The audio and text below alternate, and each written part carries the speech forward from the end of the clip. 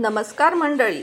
महाराष्ट्रीयन ठेच्याचा स्वाद जगभर पोचला तर आणि मग मी बनवला महाराष्ट्रीयन ठेचा टाको. झणझणीत ठेचा आणि मॉडर्न टाकोचा फ्युजन.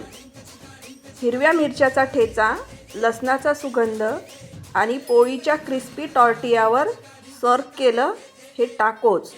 आणि फ्रेश टॉपिंग म्हणजे खरंच स्वादाचा धमाल. ट्राय करा आणि तुमची टेस्ट बोलेलच. अशा चमचमीत आणि टेस्टी रेसिपी बघण्यासाठी माझ्या चॅनलला सबस्क्राईब करा आणि एक लाईक तर नक्की करा.